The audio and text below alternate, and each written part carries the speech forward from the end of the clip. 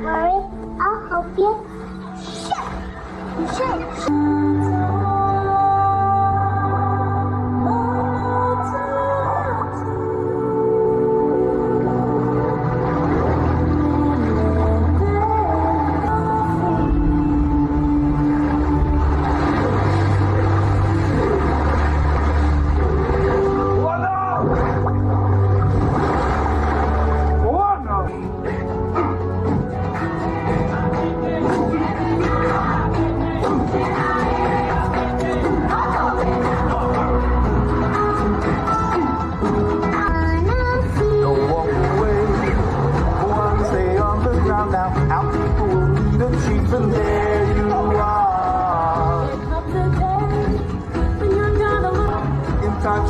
Just decided you must find happiness right where you are.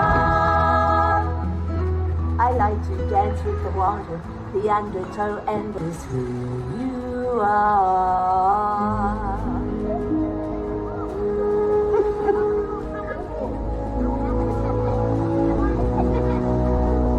There's a stone on this mountain like I did, like my father did, and his mother did. And every chief that has ever been. And on that day, the island gives us what we need, and no one will. So please I'll stay, my home, my people beside me, and when I think of tomorrow, stay.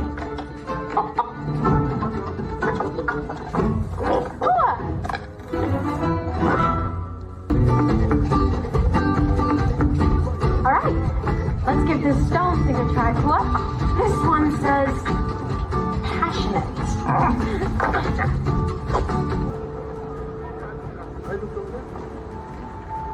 What's wrong? It's not just the coconuts now. It's also the catch. We tried the whole lagoon. If the lagoon is empty, what if we fish farther out, beyond the reef? No one goes beyond the reef. But if I didn't say we should go beyond the reef because I want to be on the ocean. I know. But you kinda do. I am. His cousin begs to be on that boat. Your dad couldn't save him. He's hoping he can save you.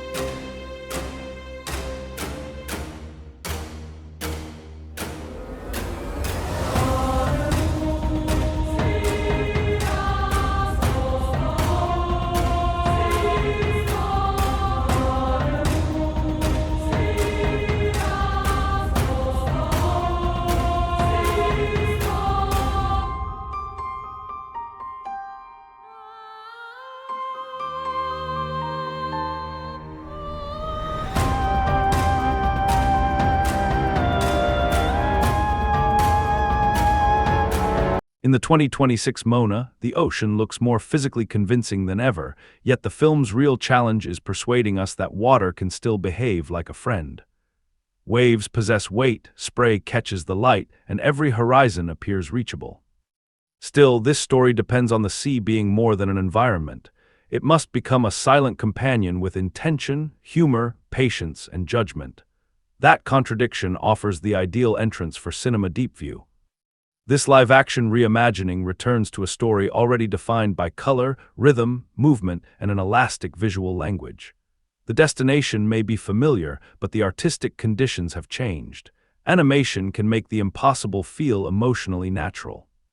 Live action must make the same impossibility seem physically present without trapping it inside ordinary reality. That distinction matters because Moana has never relied only on adventure. Its emotional force comes from the tension between what can be seen and what can only be felt. The reef is a visible boundary, but it also represents inherited fear. The ocean is a physical space, yet it carries the pressure of calling and responsibility. Even navigation operates on two levels. It is a practical act of finding direction and an internal process of deciding who has the authority to choose that direction. The 2026 film therefore faces a strangely demanding task. It needs to preserve the clarity of a widely known story while proving that changing the medium changes the experience. Greater texture alone cannot accomplish that. A realistic canoe, an expansive landscape, or a physically imposing storm may increase scale, but scale is not the same as meaning. The images must reveal something about Moana's uncertainty, her community, and the cost of moving beyond an identity prepared for her by others. This creates our guiding question.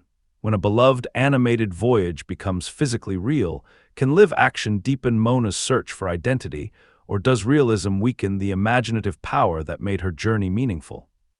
The answer cannot be found by counting familiar songs, comparing costumes, or checking whether recognizable moments have been reconstructed correctly. Those comparisons may tell us how faithfully the film follows its predecessor, but fidelity is only one measure of adaptation. A more useful test asks what the new form allows us to notice. Does the human presence produce greater vulnerability? Does the landscape make responsibility feel heavier? Do pauses, glances, and physical effort reveal dimensions that animation handled differently? Catherine Lagaʻaia's Moana stands at the center of that test. The character must carry cultural responsibility, youthful uncertainty, and heroic momentum without becoming a symbol before she feels like a person. Dwayne Johnson's Maui presents the opposite problem. His exaggerated confidence belongs naturally to myth and animation, while live action gives every boast, hesitation, and movement a more immediate human weight. Their relationship depends on whether those different energies can occupy the same world without one making the other feel artificial. The film also arrives with memory already surrounding it. Many viewers will not encounter these characters as strangers. They will bring expectations about voices, melodies, comic timing, emotional turns, and the appearance of places that never existed outside designed images. That familiarity can create instant warmth, but it can also limit surprise. Every recognizable element risks being judged by what it reproduces instead of what it newly expresses. Yet repetition is not automatically emptiness. Retelling has always been central to myth. A familiar journey can gain meaning when a new performer, culture, generation, or artistic form places different pressure on it. The important question is whether this version treats familiarity as a foundation for discovery or as protection from creative risk. The first impression of Moana must therefore be measured across two competing sensations. One is the pleasure of recognition, a world returning with tangible surfaces and human faces. The other is the suspicion that physical realism may narrow a story whose emotional truth once depended on limitless visual imagination. Between those sensations lies the film's real identity, and the mechanism that determines what kind of experience this voyage now offers. The immediate experience of Moana is shaped by recognition before the film has an opportunity to establish its own identity. The story, characters, musical language, and central imagery already carry a decade of audience memory. That gives the 2026 version an unusual advantage. Emotional familiarity is available almost instantly. It also gives the film a severe limitation, since recognition can resemble emotional depth even when the new version has not yet earned that response for itself. As an adventure, the movie offers clear movement, bright spectacle, broad humor, and a young protagonist facing a world larger than the boundaries prepared for her. As a musical, it depends on songs functioning as expressions of conflict rather than pauses for familiar melodies. As a remake, it carries a third responsibility. It must explain through its choices why this particular story benefits from bodies, landscapes, weather, and water that appear to share our physical world. The film's strongest immediate quality is its sense of place. Motunui does not feel like an abstract platform waiting for the plot to begin. The island appears inhabited, worked, remembered, and protected. Community life gives Moana's eventual choices social weight. Her attraction to the ocean is not merely a desire to escape a restrictive home. She belongs to a place with genuine warmth, which makes the possibility of leaving more complicated than a simple conflict between freedom and control. That texture helps the live-action format justify itself. Human faces can hold uncertainty after dialogue has ended, while physical environments make distance and exposure more tangible. When Moana looks toward open water, the image contains desire, fear, and responsibility at once. The horizon promises discovery, yet it also represents separation from the people who expect her to remain close. The film works best when it allows that conflict to remain visible without explaining every emotion. Catherine Lagaʻaia brings an openness that supports this quieter approach. Her Moana does not begin as a fully assembled hero, waiting for an opportunity to prove herself. There is curiosity in the performance, but also the careful behavior of someone who understands that personal desire affects an entire community. Her strength often emerges through attention. She watches, considers, and gradually decides. That makes courage feel less like a permanent trait and more like a decision that must be renewed under pressure. Dwayne Johnson's Maui operates at a deliberately larger scale. His confidence fills space, his physical presence changes the energy of a scene, and his humor offers relief from Moana's more inward tension. The contrast is useful because the story needs two different ideas of identity. Moana is trying to discover a self that has not yet been publicly accepted, while Maui performs a version of himself that he wants everyone else to accept immediately. Their opposing rhythms create much of the film's accessible charm. The first meaningful reservation appears when familiarity becomes too powerful. Certain moments seem designed to activate memory before they establish a fresh dramatic purpose. The audience may recognize the emotional signal, anticipate the musical turn, and understand what a visual arrangement is meant to recall. That recognition can be pleasurable, yet it occasionally reduces discovery. Instead of wondering how the live-action film will interpret an idea, we may find ourselves measuring how closely it approaches an image or feeling already stored in memory. Realism introduces another difficulty. Animation can move instantly between sincerity, absurdity, myth, and physical comedy because every element belongs to the same designed reality. Live action creates more visible seams. A human performance may aim for emotional intimacy while the surrounding effects invite exaggerated fantasy. A joke that felt effortless in an animated space can feel more deliberate when attached to a realistic body or environment. The film frequently manages that transition, though not so consistently that the tension disappears.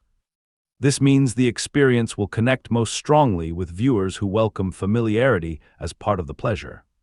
Families encountering the story together may appreciate its direct emotional structure and inviting sense of adventure. Viewers invested in the cultural environment, music, and central relationship may find that physical performance creates new points of connection. Those hoping for a radical reinterpretation are more likely to notice how carefully the film protects the shape and emotional landmarks of its predecessor. The movie's priority is not reinvention at any cost. It seeks to make a familiar myth feel inhabited by people whose bodies register effort, hesitation, affection, and fear.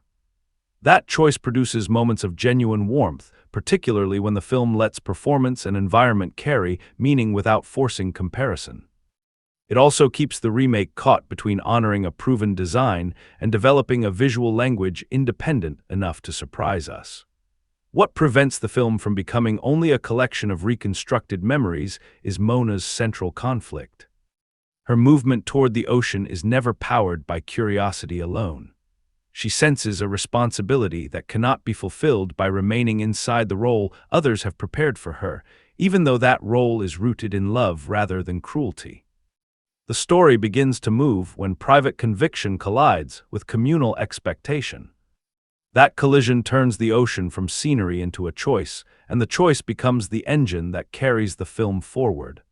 The collision between private conviction and communal expectation gives Moana its emotional foundation, but conflict alone does not create momentum.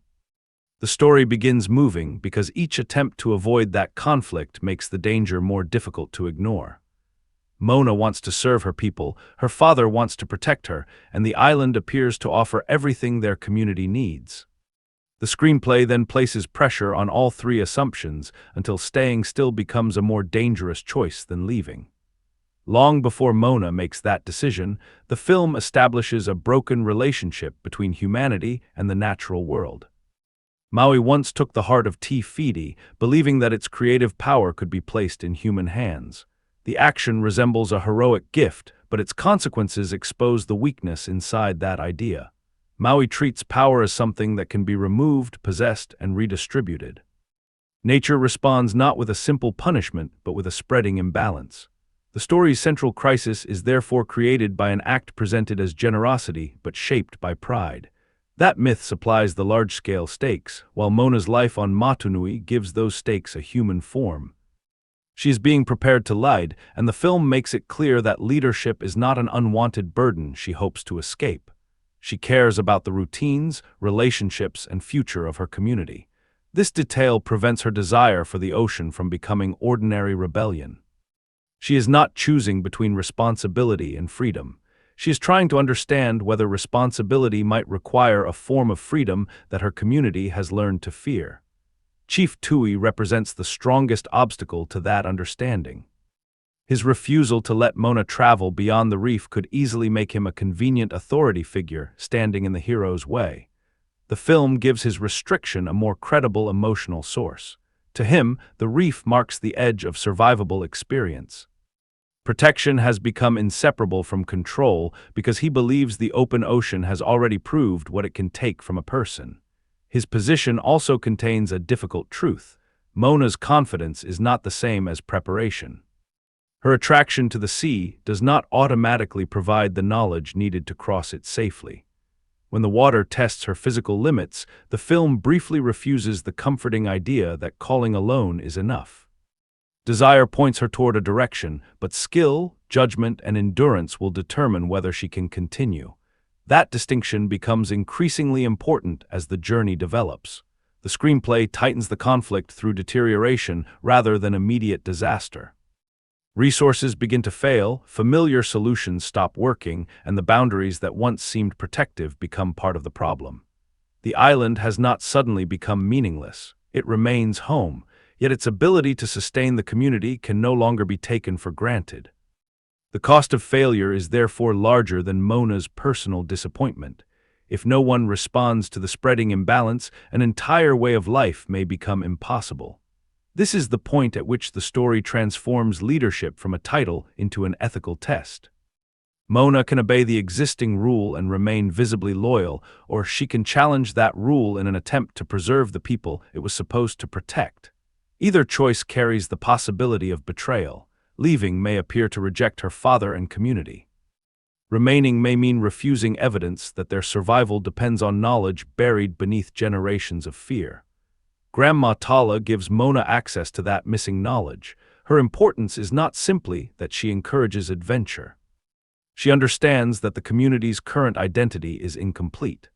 A concealed history of voyaging reveals that the boundary around Motunui is not an ancient definition of who its people are. It is a response to loss that gradually hardened into tradition. The discovery changes the meaning of Moana's attraction to the water. What seemed like an individual impulse may also be cultural memory seeking expression. That idea is one of the screenplay's most effective causal turns. Moana does not leave because a single speech makes her brave. Several forms of evidence converge: the ecological danger, the recovered history of her people, her grandmother's trust, and the ocean's persistent selection of her. The decision feels inevitable only after the film has shown why every safer option has become inadequate. Her departure locks her into the story because returning without change would merely restore the original problem.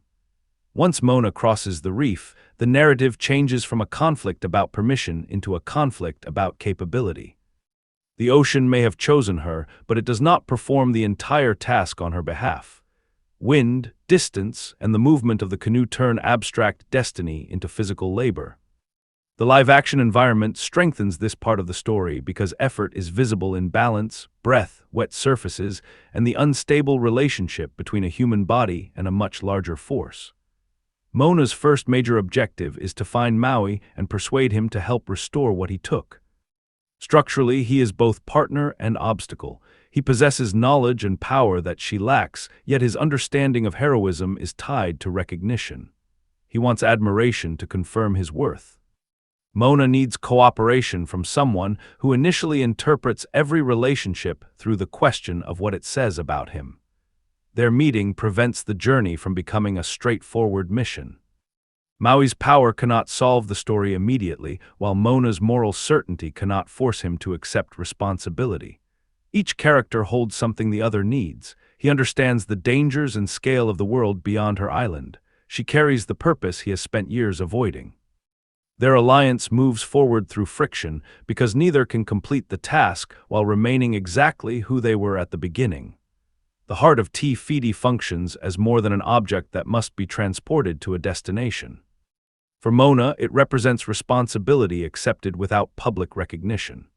She is carrying a burden most of her community cannot see and may never fully understand. For Maui, it is evidence of an old decision whose consequences survived long after his original intention. The same object therefore creates opposite forms of pressure. Moana must grow into a responsibility she did not create, while Maui must face a responsibility he has tried to leave behind. The screenplay uses interruption to keep this relationship from developing too easily. External dangers challenge their ability to work together, but those sequences matter primarily because they expose competing instincts. Maui often approaches problems through display, force, or practiced confidence. Moana survives by observing patterns, adapting quickly, and refusing to accept the role of helpless passenger. Action becomes character evidence. Every obstacle asks whether authority belongs to the strongest person present or to the person most capable of understanding what the situation requires. Maui's missing fishhook adds another layer to the story engine. Without it, his identity feels incomplete because he has attached so much of his value to the abilities it unlocks. Recovering the hook appears to be a practical step, yet the deeper issue is whether power can restore confidence when the doubt exists beneath the power. The film uses his uncertain control to slow the mission and prevent him from becoming an effortless solution to every danger. Moana's development follows the reverse path. She begins without supernatural strength or established expertise. Progress comes through accumulated attention. She studies the ocean, learns the canoe, reads Maui's defenses, and gradually converts persistence into competence. This gives the journey a clear internal rhythm. Maui must discover who he is without guaranteed control, while Moana must discover what she can do before anyone else grants her the title. Their growing connection also complicates the approaching destination. If Maui were only a selfish obstacle, persuading him would be a simple moral victory. If Moana were only an unquestioned chosen hero, supporting her would require little personal change. Instead, both characters expose something uncomfortable in the other. Maui recognizes the gap between Moana's courage and her experience. Moana recognizes that his arrogance protects an older fear of being unwanted and powerless. The story maintains momentum by repeatedly converting achievement into a more demanding question. Reaching Maui does not secure his help. Gaining his help does not create trust. Recovering power does not remove fear. Learning to navigate does not guarantee that Moana can carry the emotional cost of command. Each success opens the next layer of difficulty, allowing the voyage to feel purposeful without depending on constant surprise.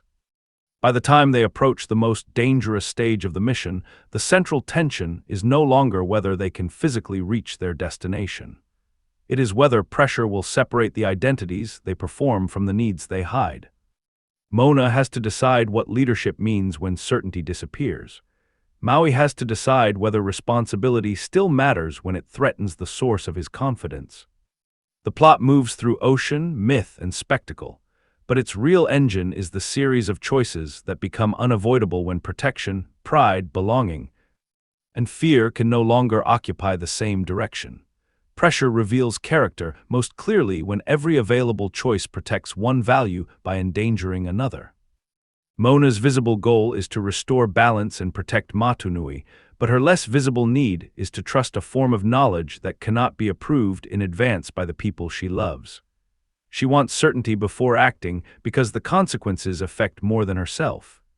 The journey denies her that certainty, forcing leadership to emerge through judgment rather than permission. Her central contradiction is that she feels called beyond the reef while defining herself through service to the community behind it. If she were merely desperate to leave, the decision would be emotionally simple. If she cared only about obedience, there would be no story. Moana wants exploration and belonging at the same time. The film's pressure comes from making those desires appear incompatible until she can discover a larger meaning of home. Catherine Lagaʻaia communicates that division through changes in attention. Around the community, Moana's focus moves outward. She notices practical needs, responds to other people, and carries herself with the awareness that she is being prepared for public responsibility. Near the ocean, her attention narrows. The surrounding activity recedes, and her stillness becomes more important than movement. She appears to be listening for something she cannot yet explain without sounding as though she is rejecting the life in front of her. That performance choice keeps the character from becoming a simple emblem of confidence. Moana often considers before she declares. Her hesitation does not weaken her, it shows that she understands the cost of being wrong. When events push her into action, the voice becomes firmer before the body becomes fully secure. The distinction is persuasive. She can make a decision while still feeling afraid of its consequences, which is a more useful definition of courage than fear disappearing on command. Her blind spot is closely connected to that strength. Persistence allows her to continue when more experienced characters dismiss her, yet persistence can also become an assumption that moral purpose will compensate for incomplete skill. The ocean's selection gives her a reason to believe in the mission, but it does not make every choice correct. Pressure repeatedly forces her to separate conviction from control. She must learn that being chosen is not the same as being prepared, and being responsible does not mean carrying every uncertainty alone. The opposing force is therefore larger than any single villain. It includes a damaged natural order, dangerous distance, inherited fear, and the belief that safety can be preserved by refusing change. Chief Tui gives that belief a human face, though his opposition is rooted in care. He is not threatened by Moana's independence because he simply wants authority. He fears that the ocean will punish her curiosity in the same way it shaped his own caution. John Tui's performance works through restraint rather than constant anger. The closer Moana moves toward the subject he fears, the more his posture and tone attempt to close the discussion. His authority becomes a defensive structure. That makes his harshest restrictions feel less like confidence than panic translated into rules. The character's limitation is not that he feels too little. It is that love and fear have become so tightly connected that he can no longer recognize when protection begins preventing survival. Frankie Adams gives Cena a different position within the same family pressure. Cena understands both Moana's attraction to the sea and Tui's reasons for resisting it. She cannot remove the conflict without dismissing one of them, so her support often operates through observation, timing, and the emotional permission to be understood. The role is less forceful than Tala's, but it keeps the family from dividing into one side that represents freedom and another that represents repression. Rena Owen's grandma Tala provides the relationship that most clearly exposes Moana's hidden need. Tala does not treat the young woman's uncertainty as a problem to be corrected. She makes room for it. Her confidence feels different from Maui's performance of certainty because it is not designed to dominate the room. She uses warmth, humor, and quiet recognition to suggest that identity may be remembered gradually rather than announced all at once. Tala's function could have been purely mechanical, reveal the forgotten past, direct Moana toward the mission, and disappear from the active plot. The performance gives her greater emotional value. Her closeness to Moana establishes an alternative model of leadership, one based on listening to what a community has suppressed. She does not ask Moana to abandon her people.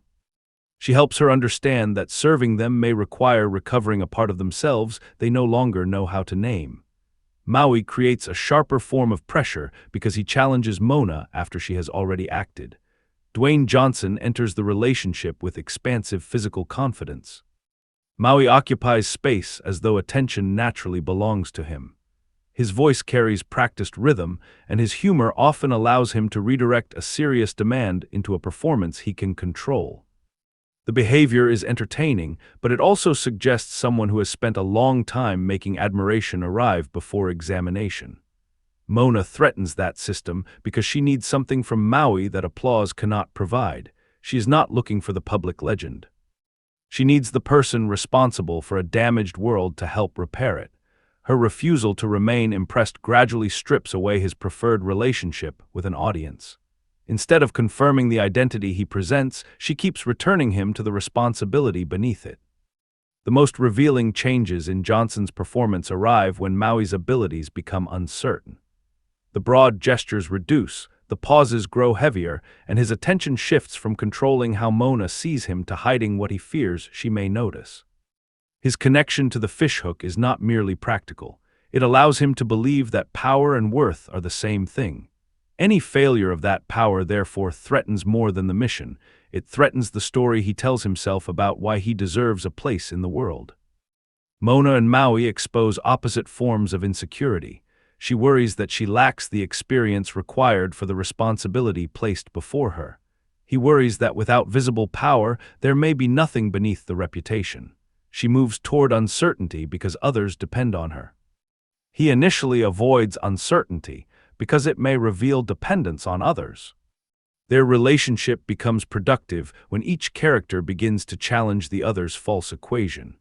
Moana must learn that doubt does not disqualify her, while Maui must learn that ability does not automatically define him. The ocean places further pressure on both characters by behaving as a guide without becoming a servant. Its assistance is selective, sometimes playful, and occasionally frustrating. This prevents destiny from functioning like guaranteed success. Moana receives direction, not immunity. The ocean's personality also complicates the live-action film's realism, since the water must feel physically dangerous and emotionally responsive within the same scene.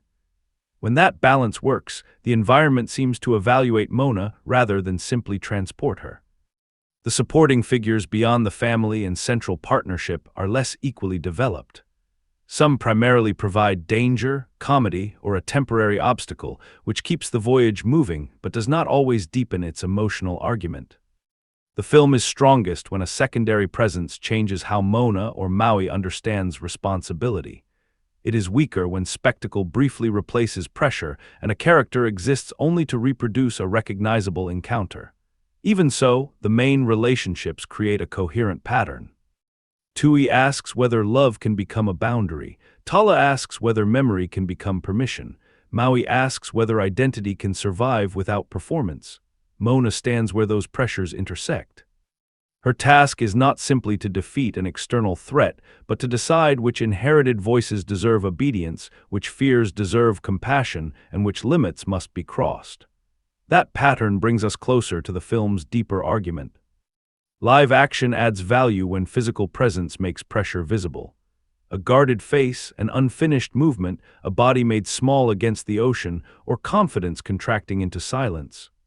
Realism matters not because the world looks more detailed, but because people appear to carry the weight of their decisions differently. The question beneath Moana's voyage is becoming clearer. The film is testing whether identity is something a person receives from tradition, performs for approval, or discovers by accepting responsibility when neither tradition nor approval can guarantee the outcome. On the surface, Moana is a voyage of restoration. A young leader leaves an endangered island, crosses dangerous water, joins an unwilling demigod, and carries a lost source of life toward the place where it belongs. Beneath that structure, the film is examining a more difficult form of restoration, how a person and a community recover parts of themselves that fear has taught them to suppress.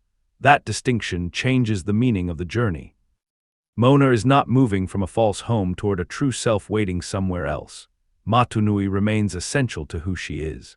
The island gives her relationships, responsibility, cultural knowledge, and a reason to act. Her development does not require rejecting those foundations. It requires distinguishing the living values within them from the defensive rules that accumulated around them. The reef becomes the clearest expression of that tension. Geographically, it separates the familiar waters from the open sea. Emotionally, it separates protection from possibility. Historically, it marks the point where a voyaging people stopped understanding themselves through movement.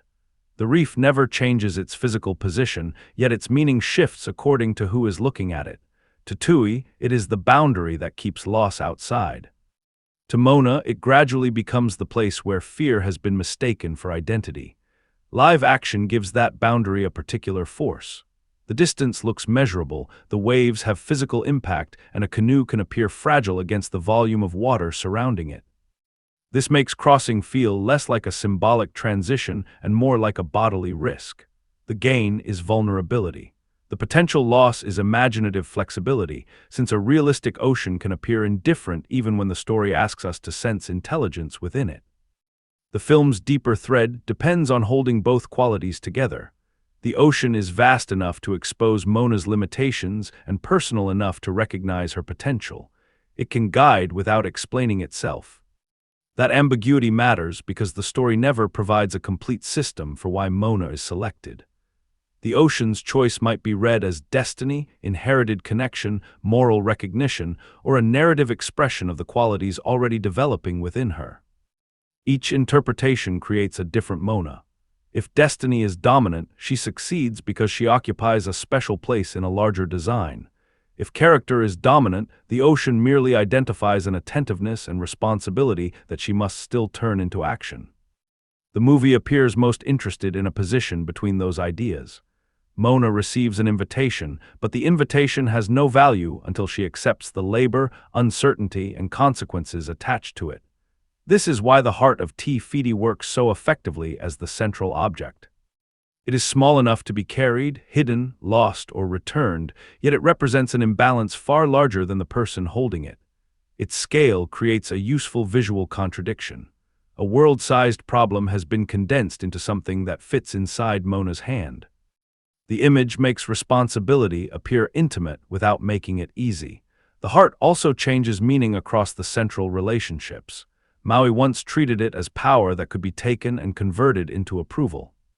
Moana treats it as a responsibility that must be carried even when it offers her no immediate reward.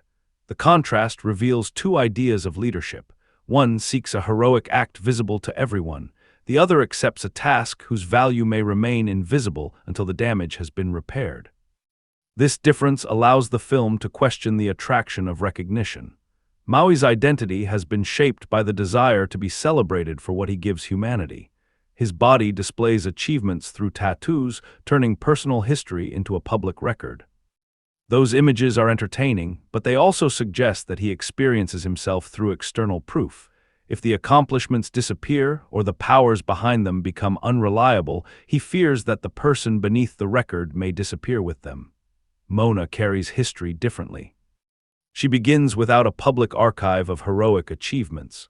Her connection to the past exists through family, story, movement, and recovered knowledge. She does not need to become disconnected from tradition in order to become independent. She needs access to a fuller tradition than the one currently permitted. The hidden voyaging legacy therefore functions less like a surprising piece of information and more like the return of an interrupted identity. Memory becomes one of the film's most important supporting lenses. Tui remembers loss and builds boundaries. Tala remembers possibility and preserves an opening. Maui remembers rejection and builds a performance. Moana receives all three forms of memory without being required to repeat any of them. Her responsibility is not to erase the fears of those who came before her. It is to decide which inherited response still serves the living world. That creates a recognizable human tension without reducing the film to a general lesson about following dreams. Families and communities often protect knowledge through tradition, but tradition can preserve both wisdom and unresolved fear. The challenge is rarely solved by treating the past as entirely correct or entirely oppressive. Moana's situation is more precise. She must honor the reason a boundary was created while recognizing that the conditions beyond it have changed. Responsibility, therefore, becomes the bridge between identity and freedom. Moana's desire for the sea gains moral weight because it eventually aligns with the needs of Motunui. If the journey were only personal escape, the story would celebrate separation. If it were only public duty, her individual calling would become irrelevant. The film insists that growth occurs when private capacity and communal need finally point toward the same action. This interpretation also complicates the remake's relationship with the 2016 film. The new version is trying to restore a familiar story in the same way Moana tries to restore a damaged order. The artistic question is whether restoration means returning every element to an expected position or rediscovering why those elements mattered. Reconstructing an image can produce recognition. Reconstructing its emotional logic requires the new medium to find its own reason for the image to exist. At its best, the live-action film uses physical presence to make responsibility heavier. A real performer must stand in the space between family and ocean. The canoe cannot move with the effortless elasticity of animation. Weather affects bodies, distance creates fatigue, and silence remains visible on a human face. These qualities can deepen Moana's vulnerability by making her choices feel less protected by the certainty of a designed world. The same realism can limit the myth when the film becomes overly concerned with preserving recognizable surfaces. Fantasy depends on more than visual credibility. It requires a world in which emotional logic and physical logic cooperate. If the effects insist on realism, while the performances and musical structure reach for theatrical expression, the viewer may become conscious of the construction instead of accepting the world as a unified experience. That friction is not always a failure. It can become part of what the film is about. Moana is trying to bring two identities into alignment, the leader rooted in Motunui and the voyager drawn beyond it. The remake is attempting a similar alignment between human physicality and animated inheritance. Both must discover whether apparently opposing forms can coexist without one reducing the other. The film asks us to accept that repair begins with recognition rather than conquest. It asks us to question whether authority built from fear remains protective when circumstances change. It asks us to forgive characters whose worst decisions emerge from abandonment, grief, or love distorted by control.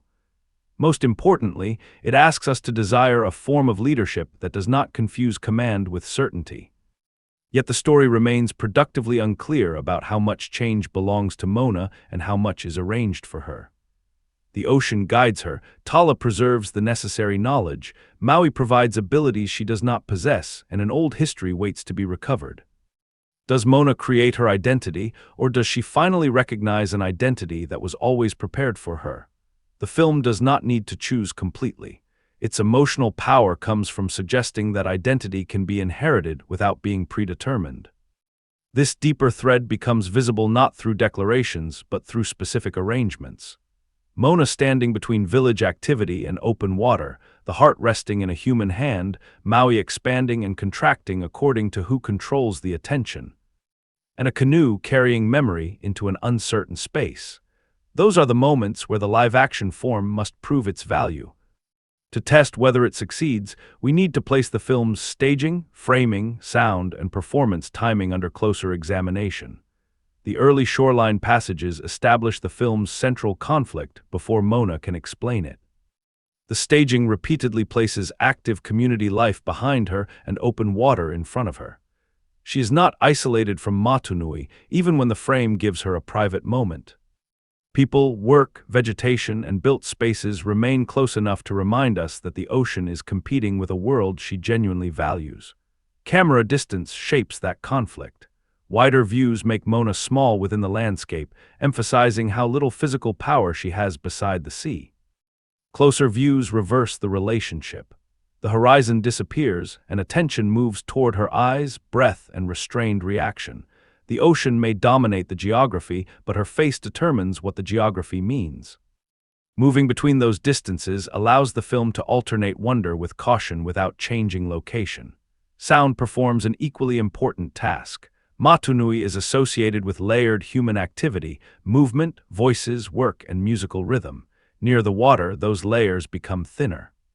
The movement of the sea remains, but the reduced human noise creates an intimate space that feels separate without becoming entirely silent.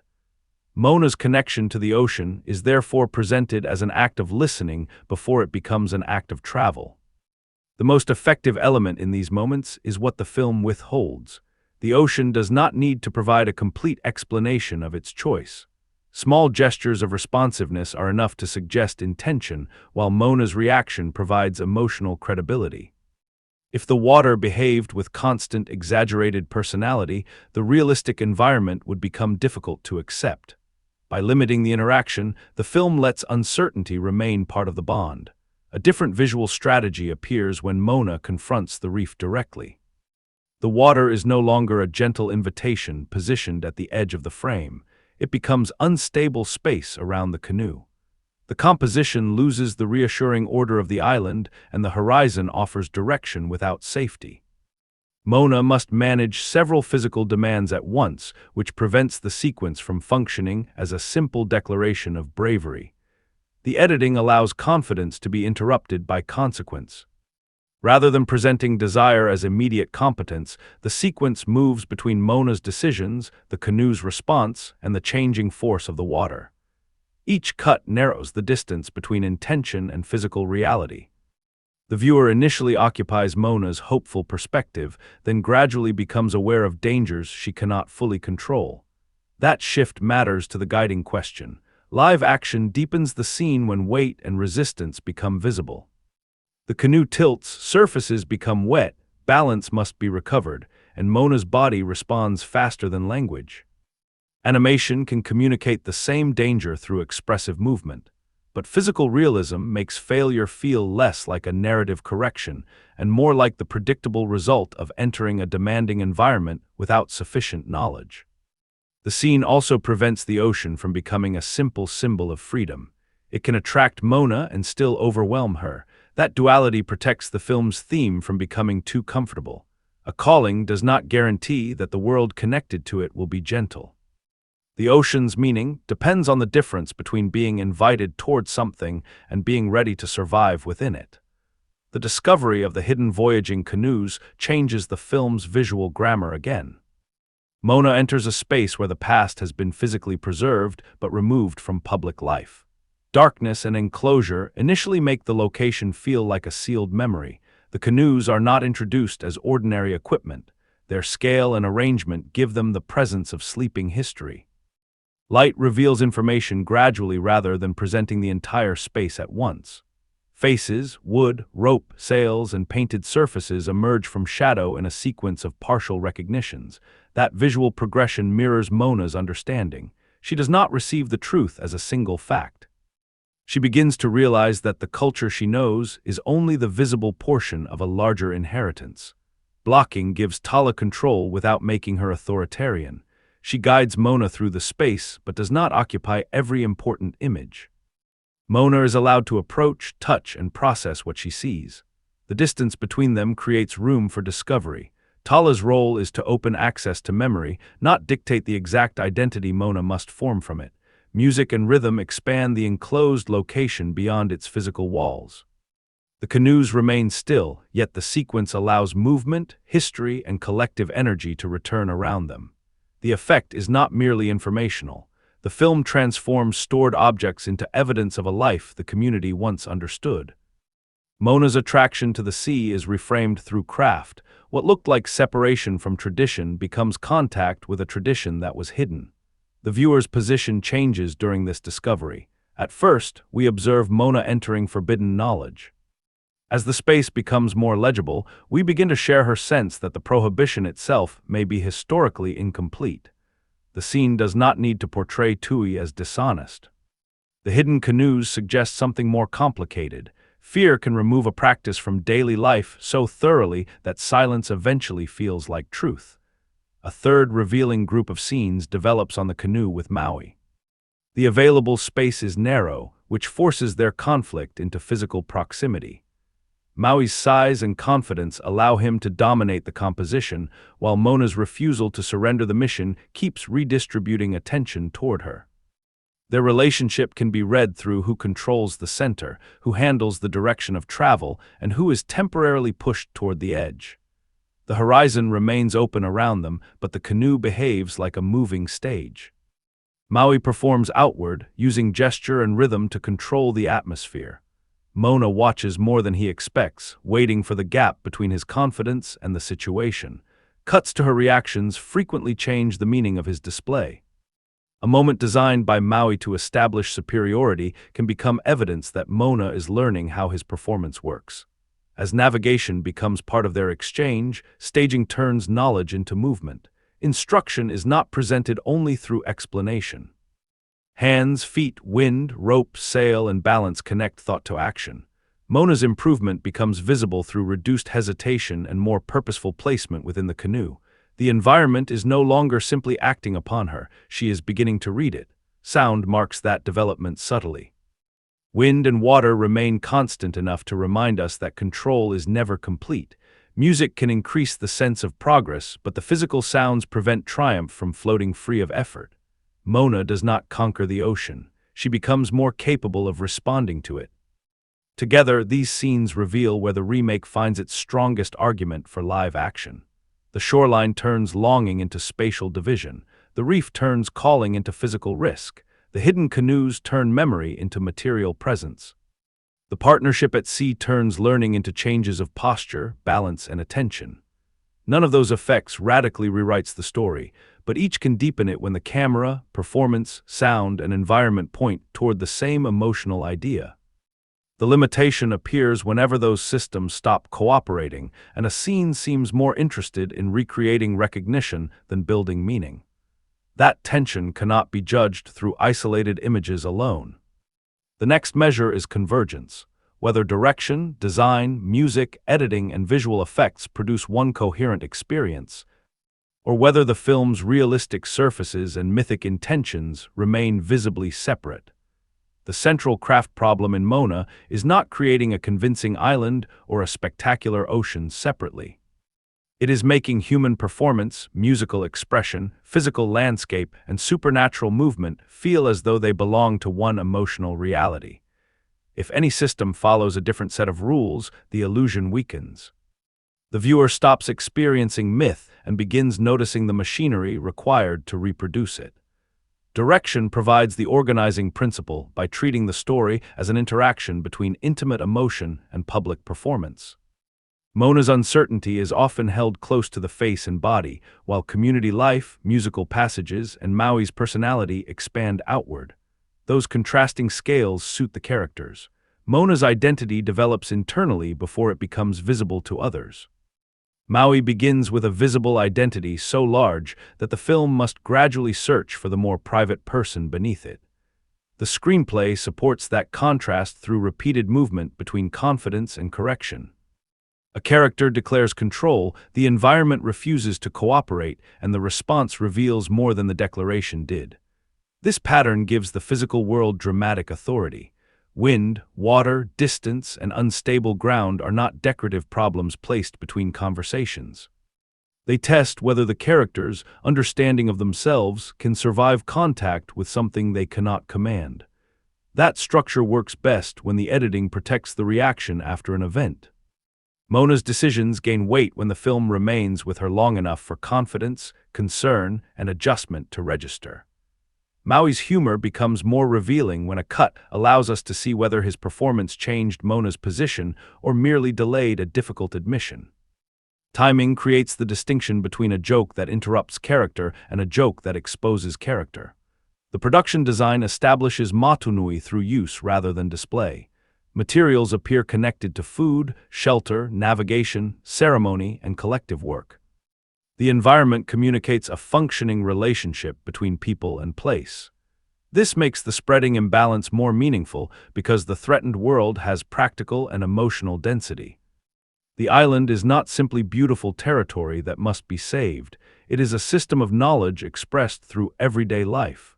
Costume operates within the same idea. Color, texture, movement, and handmade detail connect bodies to the environment without turning every person into an isolated visual statement. Moana needs to appear distinctive enough to hold the frame while remaining visibly part of the community. Her clothing supports movement and physical effort, allowing heroism to develop through action rather than through a sudden transformation into an unrelated design. Cinematography then changes the scale of that relationship. On Motunui, frames can hold Moana within groups, vegetation, paths, and structures. At sea, the visual field opens and removes those stabilizing references. The same person who appeared integrated into a community becomes a small figure surrounded by distance. The shift allows the landscape to express the emotional cost of leaving without requiring Moana to describe it repeatedly. Color also carries the transition. The island offers warmth, variation, and a sense of human presence. Open water simplifies the palette and gives light a harsher or more exposed quality. Mythic locations can then push color and contrast further, signaling that ordinary physical expectations are being stretched. The success of those transitions depends on maintaining visual continuity around the performers. If skin, light, water, and effects appear governed by separate sources, the emotional geography begins to fragment. Visual effects face the most visible version of that challenge. The ocean must possess intention without losing weight. Maui's transformation must express personality rather than function as a technical demonstration. Creatures and supernatural environments need enough stylization to preserve the story's humor and myth, yet enough physical relationship with the actors to support danger, eye contact, and touch. The strongest effects moments are not necessarily the largest. A small movement of water can alter Moana's path, return an object, or respond to her hesitation. Because the gesture is limited, the viewer reads meaning before evaluating spectacle. The effect serves performance. Lagaʻaia reacts to a presence, and the water's behavior completes the exchange without needing human features or explanatory language. Larger sequences are more difficult because the film must coordinate several kinds of motion. Actors respond to changing surfaces, the camera establishes scale, editing maintains direction, sound gives force to elements that may not have been physically present, and effects supply the impossible action. When those systems share the same rhythm, the viewer understands danger and character at once. When they compete for attention, spectacle can become detached from the emotional question driving the scene. Sound design is essential to preventing that detachment. Water cannot sound identical in every context. Its texture changes according to distance, force, enclosure, and Moana's emotional position. A quiet movement near shore may suggest curiosity. A heavier impact during travel emphasizes vulnerability. Wind and the structure of the canoe provide continuous physical information, grounding images that might otherwise feel too polished or weightless. Music carries a different responsibility because this story uses song as both cultural expression and character thought. The familiar musical material arrives with expectations already attached. A successful live-action performance must do more than reproduce melody. Breath, phrasing, bodily effort, and the surrounding space must make the song feel generated by the present emotional situation. The direction often allows music to widen the world around a character. A private feeling can begin in a contained performance and expand into community movement, memory, or landscape.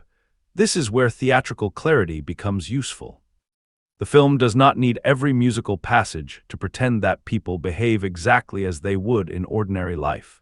It needs the transition into song to feel truthful to an emotion that ordinary speech can no longer contain.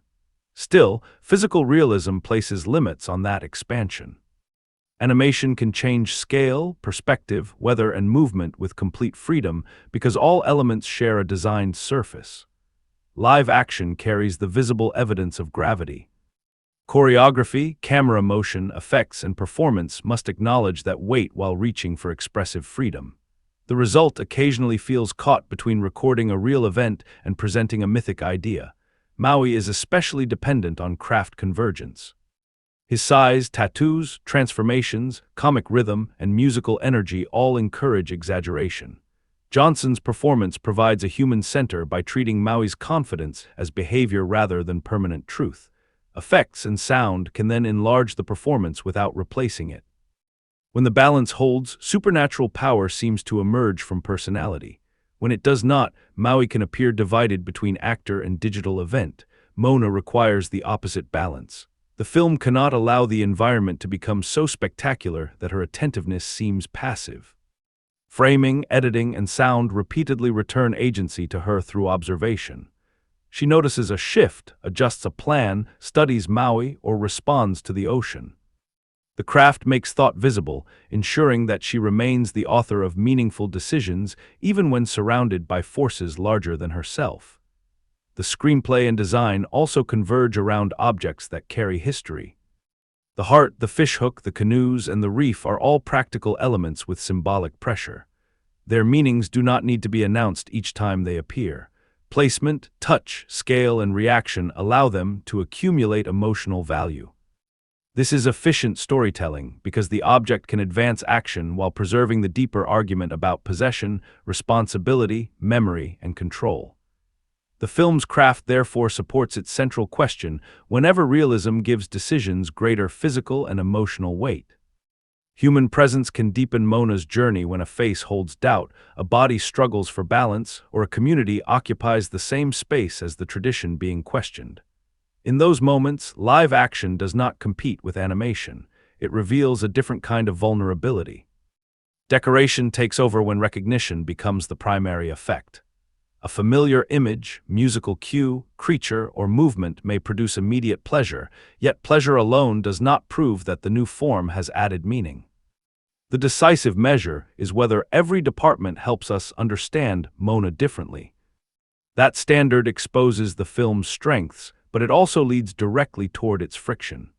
The places where reverence for an existing design restricts the reimagining that might have justified returning to it. The film's most consequential weakness is not that it resembles the animated Moana. Adaptation requires resemblance. The problem is that resemblance too often becomes the destination of a scene rather than the starting point for a new interpretation. The live-action version can recreate a dramatic function, musical cue, comic rhythm, or recognizable composition with considerable polish. Yet the closer it moves toward an established design, the less room it leaves to explain what physical reality adds. This creates a strange form of narrative security. The audience usually understands where the emotion is headed because the structure has already proved itself. Familiarity reduces the risk of confusion, but it also reduces the possibility of discovery. A scene may be emotionally clear before the actors have fully developed its meaning, since memory supplies part of the response in advance. The film benefits from feelings earned by the earlier version while struggling to create an equally distinct emotional identity of its own. The effect is most visible in moments designed around recognition. A familiar arrangement appears, a known melody begins, or a character approaches a well-remembered beat. Attention can shift away from Moana's present experience and toward comparison. Instead of asking what she is feeling, the viewer may ask how this version matches the one already known. That is a serious limitation for a film whose central theme involves discovering an identity beyond expectations inherited from others. Creative caution also affects pacing. The movie must preserve major story functions, musical passages, mythic encounters, family relationships, comic relief, and visual landmarks. Each element may be enjoyable on its own, but the accumulation can make the journey feel obligated to visit expected stations. The narrative moves forward, yet parts of it carry the rhythm of confirmation rather than exploration. A smaller limitation comes from the changing balance between human intimacy and digital spectacle. Quiet scenes allow faces, physical environments, and pauses to justify the new medium. Larger fantasy passages sometimes weaken that advantage. When the image depends heavily on supernatural scale, transformation, or creatures, the actors may appear to be responding to a world governed by a different visual texture. This is not simply a question of whether an effect looks convincing. Believability also depends on rhythm and emotional continuity. A realistic performance invites close attention to small reactions. Exaggerated fantasy asks for broad acceptance of impossible movement. The film moves between those modes with varying success, and the transition can briefly expose the construction. The viewer recognizes the performer, the effect, and the reference as separate components instead of experiencing one continuous event. Comedy suffers occasionally from the same division. Maui's theatrical confidence belongs naturally to a heightened world, and Johnson understands how to project that energy. Certain comic exchanges work because Mona's restrained reactions provide contrast. Other moments seem preserved because their function was successful before, even when live action gives the movement or timing a heavier quality. Humor that once felt spontaneous can appear carefully delivered toward an expected response. The supporting obstacles contribute to a related pacing problem. Some encounters provide scale, danger, or visual variety without adding much pressure to the central question. They interrupt the journey effectively, but do not always change how Moana understands leadership or how Maui understands responsibility. In a story already carrying a familiar structure, spectacle without a new character consequence can feel less like expansion and more like maintenance. The strongest defense of this caution is that radical reinvention was never necessarily the film's primary aim. A live-action Moana carries cultural, familial, musical, and generational expectations that cannot be dismissed as mere nostalgia. Preserving the story's emotional architecture gives new performers and physical environments a chance to inhabit material that matters deeply to many viewers. Familiarity can function as continuity rather than creative fear. That defense becomes especially persuasive around the community of Motunui. Human presence changes the texture of collective life. Bodies share work, ceremony, music, space, and responsibility. The cultural environment is not filtered entirely through designed figures. The live-action form allows faces, fabrics, landscape, and coordinated movement to create a different kind of immediacy. Even when the narrative remains familiar, the embodiment can carry value. Catherine Lagaʻaia also provides a meaningful reason to resist the claim that the film is only duplication. Her performance does not need to oppose the animated Moana at every point in order to be valid. Small differences in hesitation, physical effort, vocal texture, and reaction create a distinct human presence. The remake is strongest when it trusts those differences rather than surrounding them with constant reminders of what the audience already recognizes. The same principle applies to Johnson. His return as Maui creates continuity, but a live body exposes age, weight, effort, and vulnerability differently from a voice performance. When the film narrows its attention to the fear beneath Maui's display, the remake gains something specific. The problem is not a lack of possible new meaning. It is an uneven willingness to prioritize that meaning over faithful reconstruction. Whether this weakness is destructive depends on the standard being applied. As an accessible family adventure, the familiarity is tolerable and sometimes central to the pleasure. The film remains understandable, emotionally direct, visually generous, and anchored by a protagonist whose purpose is easy to support. Viewers seeking renewed contact with a beloved story may experience preservation as reassurance. As a reimagining, the limitation is more damaging. The film's own theme argues that inherited forms must be examined when circumstances change. Yet the adaptation often treats its inherited form with such caution that examination becomes secondary. It crosses from animation into live action without always traveling far enough beyond the creative reef established by the original. The flaw is also partly inseparable from what makes the project attractive. Remove the songs, relationships, imagery, and structure people remember, and the film risks losing the identity audiences came to revisit. Preserve them too closely, and it risks demonstrating that the earlier form already expressed the material more freely. The remake lives inside that contradiction rather than resolving it. Its success therefore arrives in fragments rather than as a complete new vision. A human face gives hesitation fresh texture. A physical landscape gives duty greater weight. A shared musical performance makes community tangible. Then a carefully reconstructed beat reminds us that the film is still measuring itself against an image it cannot fully escape. That friction places a clear ceiling on the experience without erasing its strengths.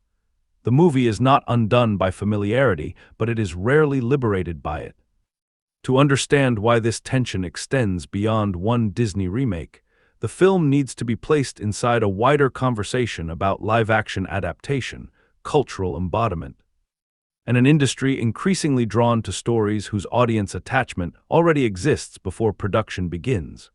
Moana enters a wider conversation in which live-action remakes are asked to perform two opposing tasks. They must preserve enough of a familiar film to activate audience attachment while changing enough to justify the new form. That tension is especially visible here because the animated film arrived only 10 years earlier.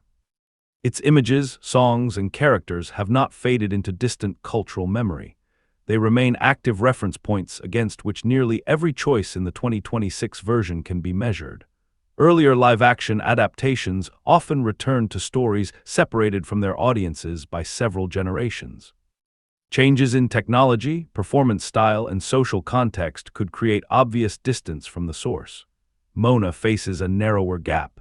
The visual sophistication of the animated film still feels contemporary, and its emotional structure is already direct. The remake cannot rely on restoring an old work that modern viewers struggle to access. It must argue that embodiment itself creates new value. This places the film between adaptation and reenactment. Adaptation translates a work by asking what another medium can express differently. Reenactment preserves an existing design and changes the surface through which it is delivered. The 2026 Moana moves between those approaches. Human performance, physical landscape, and cultural presence invite translation. Familiar compositions and carefully retained story functions pull the film toward preservation. The musical adventure genre complicates that balance. Live action usually increases our awareness of physical limitation, while the musical asks characters and environments to expand beyond ordinary behavior. Myth adds another layer by allowing nature, identity, and history to operate as visible forces. The film must therefore make a realistic body feel at home inside theatrical expression and supernatural space. Its unevenness comes partly from how difficult that combination is, not merely from a lack of technical polish. The movie also belongs to a long tradition of voyage stories in which crossing water represents an encounter with identity. What distinguishes Moana's journey is that exploration is tied to communal restoration rather than conquest. The ocean is not empty territory waiting to be claimed. It holds memory, danger, relationship, and knowledge. Movement across it reconnects a people with practices interrupted by fear. That distinction gives the film a cultural responsibility larger than ordinary franchise continuity. The characters and settings draw from Pacific Island cultures that cannot be treated as interchangeable decoration. Casting, language, music, movement, clothing, navigation, family structure, and community life influence how the world is understood. The film's value cannot be measured only by how spectacularly it reproduces the ocean or Maui's abilities. It also depends on whether the people occupying that world feel central to its meaning. Live action can strengthen that dimension through embodiment. Performers bring distinct faces, voices, movement, and cultural presence to roles previously shaped through animation. Community sequences gain material density because many bodies share the same space and rhythm. The island appears to be maintained through collective knowledge rather than existing as a colorful background for one hero. At the same time, physical presence does not automatically create cultural depth. A production can fill the frame with accurate-looking materials while allowing the screenplay to remain emotionally generic. Meaning emerges when design and performance affect character choices. A canoe matters because it carries knowledge. A dance matters because it connects memory to the present. A family disagreement matters because protection and continuity are understood differently by people who share the same home. The remake also belongs to franchise filmmaking built around reduced uncertainty. A known title, established music, recognizable characters, and an already successful narrative shape offer audiences a clear promise. That stability can support ambitious production, but it can discourage the kind of reinterpretation that might divide viewers. The result is a film designed to satisfy recognition while searching for smaller spaces in which new performance can emerge. This helps explain why Lagaʻaia's presence is so important. A new Moana allows the film to preserve the character without pretending that performance can be copied exactly. Her pauses, physical effort, vocal character, and relationship with the other actors produce differences that cannot be reduced to visual fidelity. The remake gains identity when it permits those differences to lead rather than asking them to serve as human replacements for animated behavior. Johnson's return as Maui creates the opposite condition. His voice already formed part of the character's earlier identity, so continuity arrives directly through the performer. Live action adds his body while preserving much of the vocal and comic association. This can make Maui feel immediately established, though it also increases the risk that the new film appears to confirm a familiar performance instead of reconsidering it. The contrast between the two leads reflects the remake's larger strategy. Moana is renewed through casting, while Maui is stabilized through return. One performance asks the audience to accept a new human interpretation. The other provides continuity strong enough to guide that transition. Their partnership therefore carries industrial logic as well as dramatic meaning, though the film works best when that logic disappears beneath character interaction. Compared with the animated version, the live-action film gains texture and physical vulnerability, but loses some freedom of transformation. Animation allows water to change personality in an instant, Maui's body to become a visual joke without resistance, and color to follow emotion without explaining its realism. Live action can place greater weight on a glance or an exhausted body, yet it must work harder whenever the myth asks the world to bend. Neither medium is inherently deeper. Each creates different forms of belief. Animation asks us to accept a completely designed reality. Live action asks us to accept supernatural events entering a world that resembles physical experience. The remake succeeds when it understands that difference and builds meaning from contact, effort, scale, and human reaction. It weakens when it treats realism as a higher-resolution version of animation. Seen within this wider frame, Moana is not simply a test of whether Disney can reproduce another successful film. It is a test of how much transformation a franchise can permit while protecting the recognition that made the remake commercially and emotionally attractive. The answer remains cautious. The production embraces cultural embodiment, physical landscape, and new performance, but it rarely allows those elements to reorganize the story completely. That caution returns us to the film's specific choices. Moana's journey argues that inherited boundaries should be questioned when they no longer serve the community. The remake itself is less willing to question the boundaries of its inherited design. To determine whether that restraint came from intention, production reality, or simple creative preference, the most useful evidence lies in the documented decisions behind the casting, direction, music, and physical world. The production evidence confirms that the film's mixture of continuity and renewal was not accidental. Disney conducted a worldwide search for Moana and selected Lagaʻaia from thousands of performers. She was 17 when cast and makes her feature film debut in the role. That decision changes how her uncertainty can be read. The freshness in the performance is not merely characterization. It comes from a young actor carrying a major production while the character herself learns to carry responsibility. Lagaʻaia also sought guidance from Ollie Cravalho, who voiced Moana in the animated films and serves as an executive producer here. Their connection creates a useful contrast with the idea of replacement. The live-action film does not erase the earlier Moana in order to establish the new one.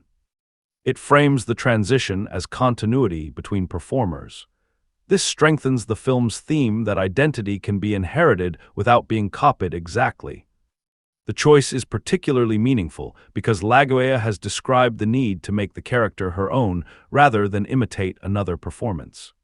That intention is visible in the restrained pauses and physical uncertainty we have examined.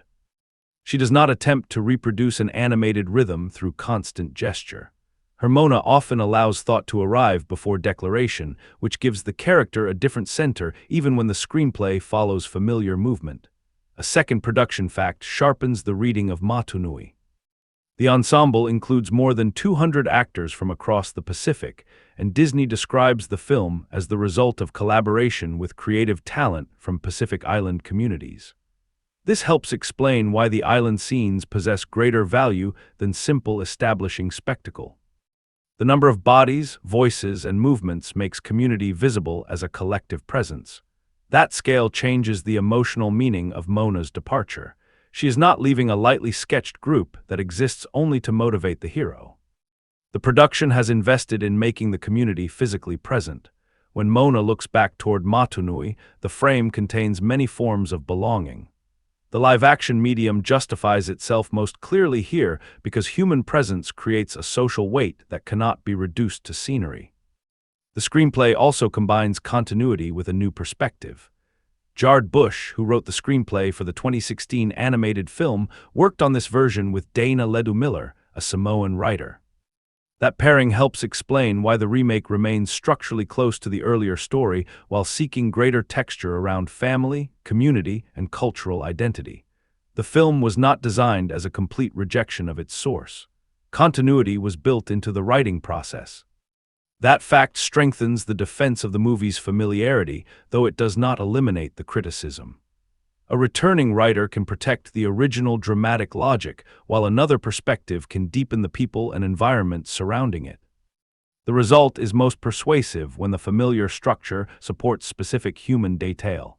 It is less persuasive when preservation appears to prevent a scene from discovering a new shape. The musical decisions provide the clearest evidence of deliberate restraint. Director Thomas Kail and producer Lin-Manuel Miranda examined where new music might belong, but concluded that the existing musical moments already expressed what the main story required. Instead of inserting additional songs simply to distinguish the remake, they reserved the major new musical connection for the end credits. That choice reveals two priorities. First, the filmmakers did not want novelty without dramatic necessity. This is a reasonable discipline, particularly in a story whose songs already carry clear narrative functions. Second, they treated the established soundtrack as an architecture that should not be substantially disturbed. The same decision that protects musical coherence also reflects the creative caution visible throughout the film. The end credit edition brings together Lagaʻaia, Cravalho, and Johnson, linking the two Moanas through the performer who remains Maui across both forms. Kail described the idea as a transfer between generations of the character.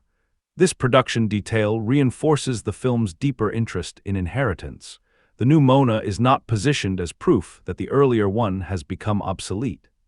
She receives the role, carries it differently, and becomes part of an expanding lineage. Finally, Kail's background directing stage musicals helps clarify the film's performance scale. The movie often moves between close human observation and broad communal expression, treating songs as emotional spaces that can include landscape, choreography, and public identity. That approach serves Maui's theatrical confidence and the island's collective energy. It becomes more difficult during effects-heavy passages, where cinematic realism and stage-like expression do not always share the same weight. These production receipts do not overturn the central judgment, they refine it. The film's fidelity was not caused by an absence of thought, it was often a conscious form of stewardship. Casting sought renewal, the ensemble emphasized Pacific presence, the writing combined continuity with cultural perspective, and the musical team avoided additions without purpose. The remaining question is whether stewardship should be considered the remake's greatest strength, rather than its main limitation. That alternative reading deserves to be tested on its own terms. The strongest alternative reading begins by rejecting the assumption that a remake must substantially reinvent its source in order to possess value. Under this view, Moana is not attempting to escape the animated film's identity. It is practicing stewardship. The purpose is to carry a story, its music, and its cultural meaning into another form while protecting the emotional architecture that allowed audiences to connect with it in the first place. That interpretation changes how familiarity should be judged. A recognizable composition is no longer evidence of creative hesitation by itself. It can become an act of continuity. A retained musical passage does not automatically indicate that the filmmakers lacked a new idea. It may reflect the belief that the existing expression remains effective and that alteration for its own sake would weaken rather than deepen the material. The production decisions support this defense. The filmmakers searched widely for a new Moana instead of constructing the project entirely around an established star. Lagaʻaia's casting creates renewal within continuity. Her performance changes the character through human presence, cultural connection, and individual rhythm, even when the surrounding structure remains familiar. The large Pacific ensemble strengthens the same argument. Live action does not need to rewrite the plot radically if the act of embodiment alters the social texture of the story. Motunui becomes populated by people whose faces, movement, voices, and relationships give physical substance to a community that animation represented through another artistic language.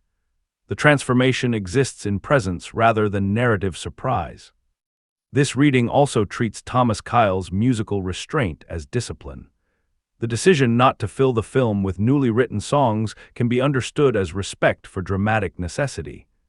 If the established music already expresses Moana's conflict, Maui's self-presentation, and the community's identity, adding material solely to advertise difference might produce a more visibly original but less coherent film.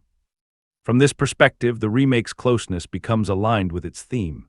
Moana does not discover herself by rejecting everything inherited. She receives stories, skills, responsibilities, and memory, then learns how to inhabit them personally. The film follows a similar process. It inherits a narrative and attempts to place a new body, voice, and generation inside it. This alternative exposes a weakness in our earlier argument. We have treated novelty as an important measure because the animated version remains accessible and artistically effective.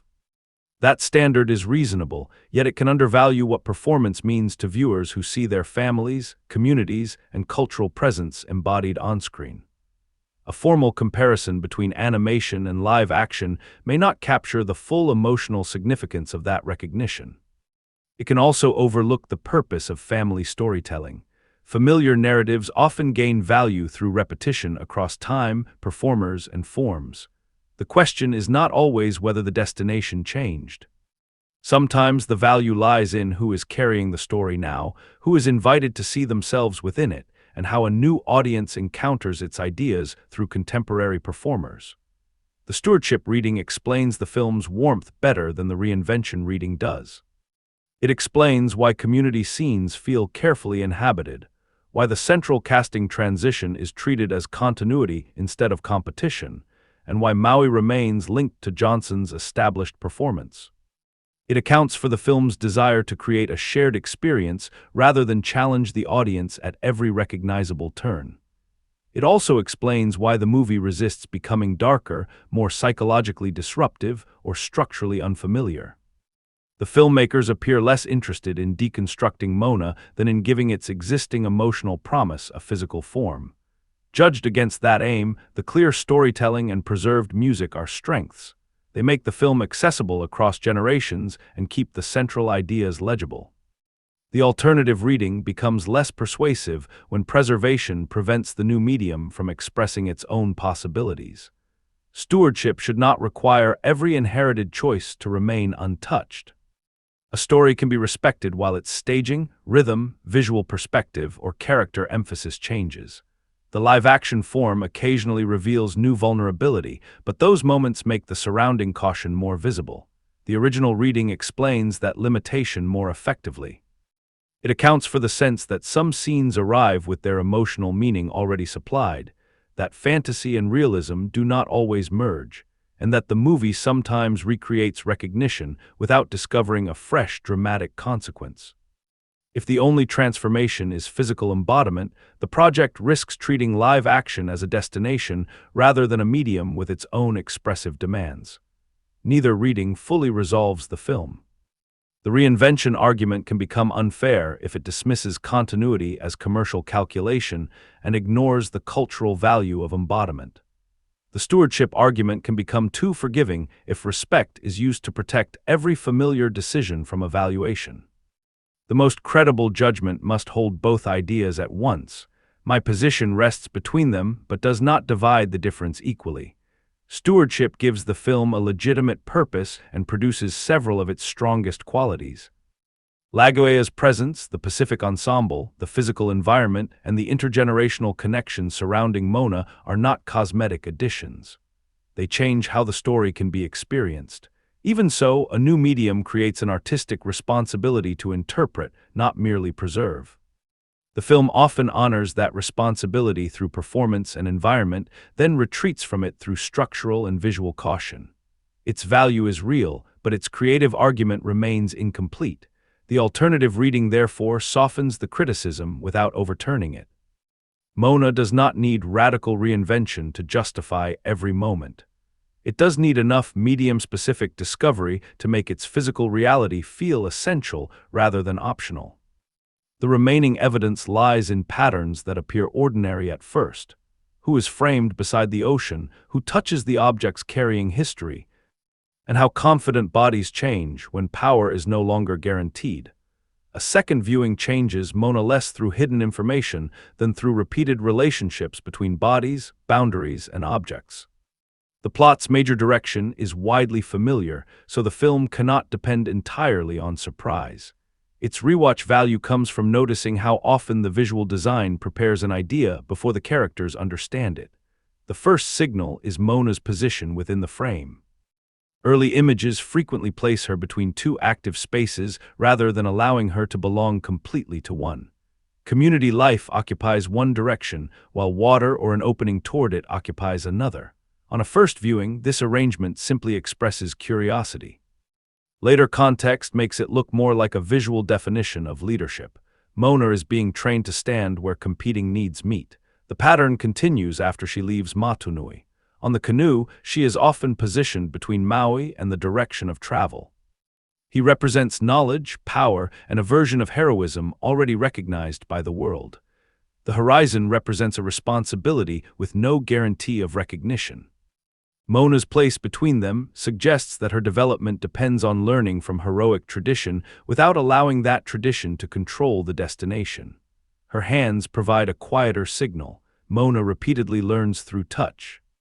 She reaches toward water, handles the heart, studies parts of the canoe, and connects with objects carrying older knowledge. Maui usually begins from display. His gestures project outward, directing attention toward what he can do. Moana's gestures gather information. The difference seems like personality at first, but it gradually becomes an argument about two ways of exercising power. The heart of Te Fiti gains meaning through these interactions. Its small scale makes it easy to overlook how carefully the film watches who holds it, who tries to avoid it, and who treats it as a burden rather than a prize.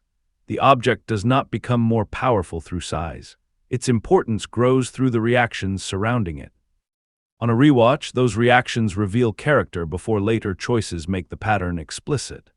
Maui's fishhook creates a reverse pattern. It is large, immediately recognizable, and connected to spectacular ability, yet the performance around it becomes increasingly private. Maui's confidence changes according to whether the hook appears reliable. Johnson often allows a brief contraction in posture or timing before the character rebuilds his public voice. The hesitation is easy to miss because humor quickly covers it. Once its emotional source is understood, the recovery itself becomes the revealing behavior. The tattoos across Maui's body function as another form of visible history. At first, they appear to confirm the legend he presents. They record achievement and turn identity into an image that can be displayed. The smaller animated figure among them complicates that certainty by responding to choices Maui would prefer to control. Without revealing where that internal conflict leads, the design already suggests that Maui's body carries both the story he wants others to see and the judgment he cannot entirely silence. Moana's history is framed differently. It waits inside spaces, practices, and relationships rather than appearing permanently written across her body. The hidden canoes initially function as a revelation about the past, but a second viewing makes their absence from public life equally important. The community has not merely forgotten an object, it has reorganized daily identity around not seeing what the object represents. Sound carries that suppression and return. The ocean is often audible before it becomes the center of an image. This gives water a presence that does not depend on constant visual personality.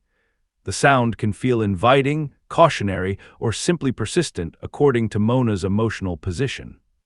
Later developments make that persistence resemble a conversation that began before she had the confidence to answer. Tala is associated with a different use of rhythm and space. Her movements appear less concerned with maintaining the order expected by the community. On first viewing, this can read as playful individuality. With greater context, her freedom becomes a form of preservation. She keeps alive a relationship with the ocean and with memory that formal leadership has pushed to the edge. Tui's reactions to the reef also shift on a second viewing. His restrictions may initially appear to be obstacles required by the hero's journey. Closer attention reveals how quickly the subject changes his physical control. The firmness arrives because fear has already entered the scene. His rules are not evidence that he feels secure. They are a repeated attempt to prevent an old emotional pattern from returning. Color quietly supports the same structure. Motunui's living warmth is threatened by signs of imbalance that spread into ordinary spaces. The green heart remains concentrated life, while damaged environments show what happens when connection is interrupted. The film does not hide the contrast, but its final significance depends on understanding that destruction and restoration may be different states of the same relationship rather than entirely separate forces. Another recurring signal is the difference between stacking and sailing. The island's leadership tradition is associated with stability, accumulated generations, and objects placed in relation to what came before. Voyaging knowledge is associated with movement, orientation, and adjustment. The film does not ask Moana to choose one language and destroy the other. It keeps preparing the possibility that genuine leadership may require stability to accept movement.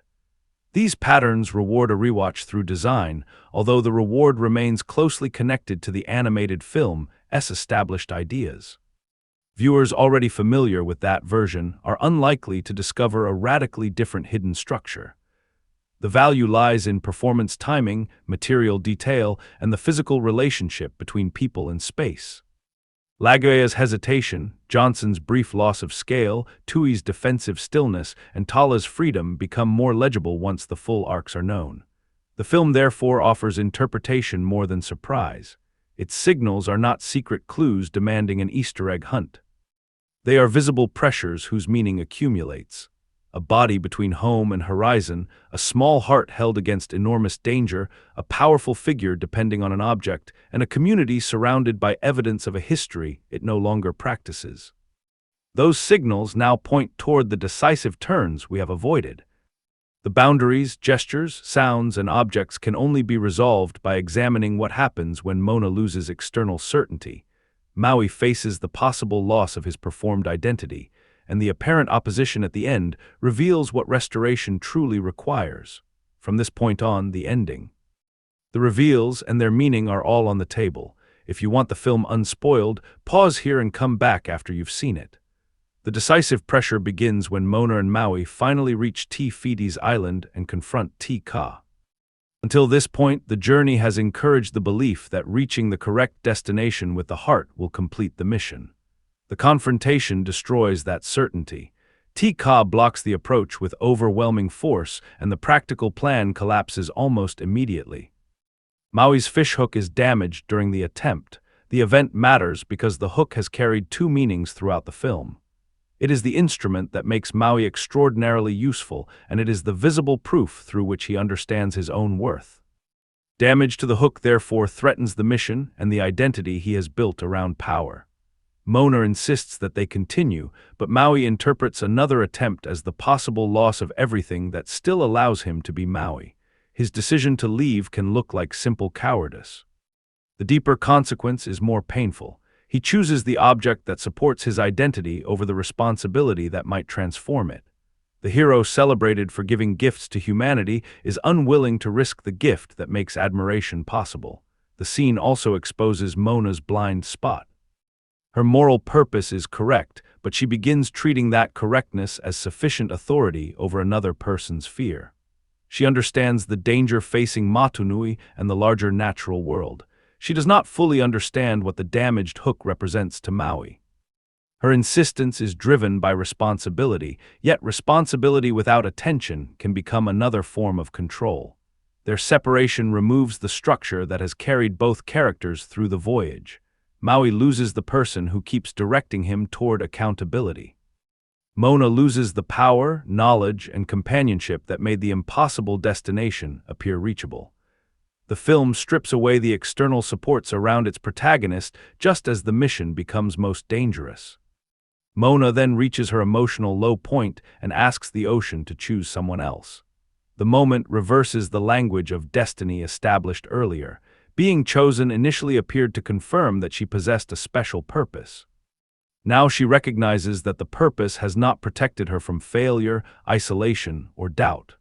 She returns the heart to the ocean because she no longer believes selection is evidence of capability. This decision could have reduced the character to a temporary pause before another supernatural command. Instead, the scene becomes the point where destiny must release its control over her. The ocean accepts the heart. It does not force the burden back into her hand or deny her the right to withdraw. For the first time, Moana is allowed to exist without the mission defining her. That freedom is essential to what follows. Grandma Tala appears and offers presence rather than a replacement order. The encounter reconnects Moana with family, memory, and the parts of herself that existed before success became necessary. Tala does not prove that Moana cannot fail. She reminds her that uncertainty and identity can occupy the same person. Moana's renewed commitment therefore differs from her original departure. She first left because danger, inheritance, and the ocean's choice converged around her. She returns to the mission after those supports appear insufficient. The second decision belongs more completely to her because she makes it while understanding the possibility of failure. This resolves one of the film's central ambiguities without eliminating it. Moana is chosen, but being chosen does not complete her identity. The ocean can identify a direction. Tala can preserve memory. Maui can teach navigation. None of them can make the final commitment for her. Identity emerges where inheritance ends and responsibility becomes voluntary.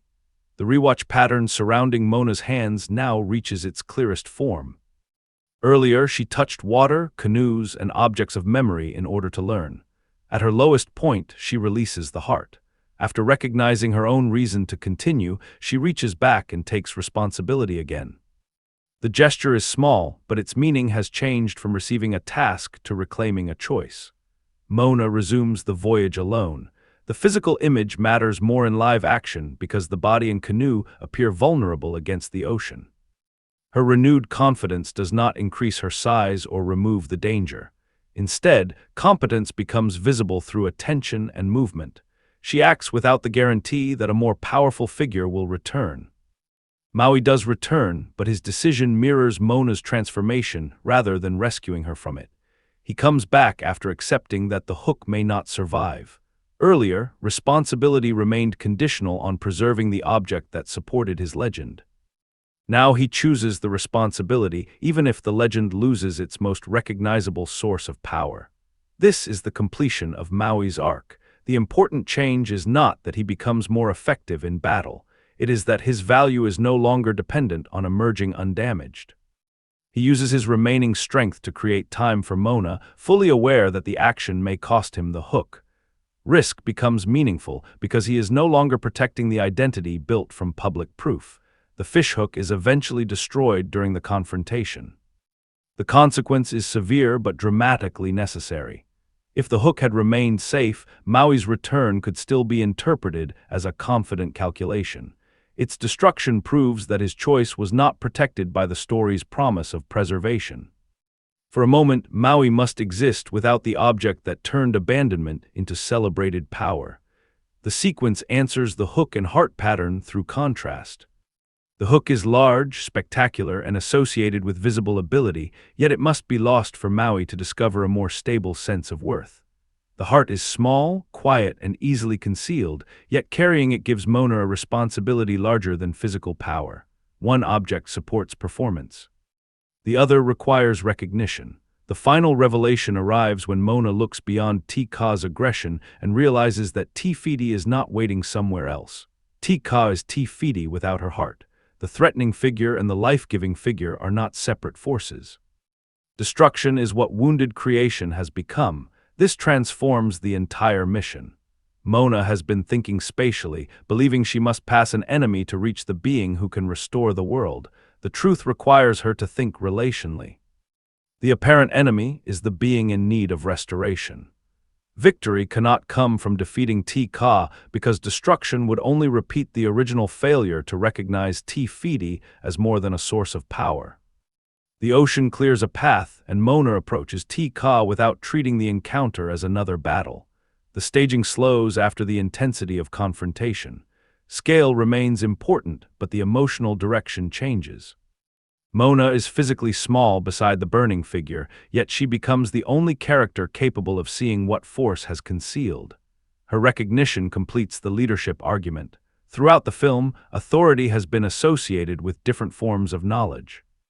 Tui relies on experience of danger. Tala preserves cultural memory. Maui relies on supernatural ability. Moana's final authority comes from perception. She understands that the visible threat is not the complete identity of the being before her. This is also where the film's treatment of anger becomes more precise. Ka is not calmed by being told that anger is inappropriate. The anger is understood as evidence of violation. Something essential was taken, and the resulting damage spread across the world. Restoration requires returning what was removed, not demanding that the wounded figure behave peacefully before receiving it. Moana returns the heart, and Ka becomes Te again. The transformation resolves the green and dark visual pattern established across the film. Life and destruction were never independent powers competing for control. They were connected states created by presence and absence. The heart does not add goodness to an evil being. It restores wholeness to a being misread through the condition of her wound. The reveal also reframes Maui's original act. He believed taking the heart would give humanity a creative gift and earn affection. His intention may not have been cruel, but the act treated Te as a resource rather than a living relationship. The world's imbalance grows from the belief that creation can be separated from its source without consequence. Moana corrects that error through a different relationship with power. She never tries to use the heart. She protects and returns it. Her heroism is defined by refusing possession. This is a significant variation on adventure stories in which the protagonist becomes worthy by acquiring the powerful object. Moana becomes worthy by understanding where the object belongs. Te restoration repairs the damage spreading through the ocean and islands. She also restores Maui's hook, but the order of events matters. Maui has already chosen responsibility without knowing that his power will return. The repaired hook is therefore not a cancellation of his sacrifice. It becomes a gift received after he has proved that he can exist without requiring it. There is still a fair criticism here. Restoring the hook reduces the lasting material cost of Maui's choice. The film wants emotional transformation without permanently removing the recognizable instrument of his identity. That decision supports the story's forgiving tone and franchise continuity, though a more severe version might have allowed Maui's future to remain physically changed. The same tension appears in Moana's return to Motunui. Her family receives her, and the community is not required to endure a long conflict over whether the journey was justified.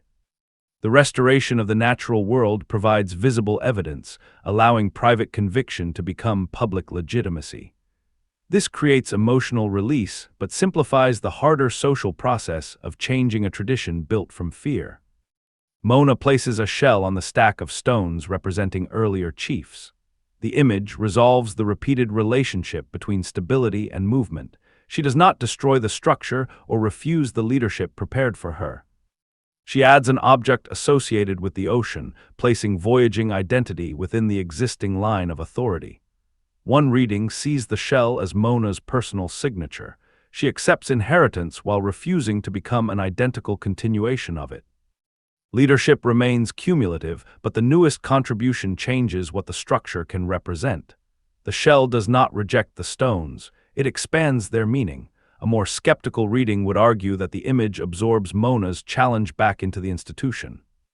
The community can celebrate her difference once it has produced success, while the hierarchy itself remains intact.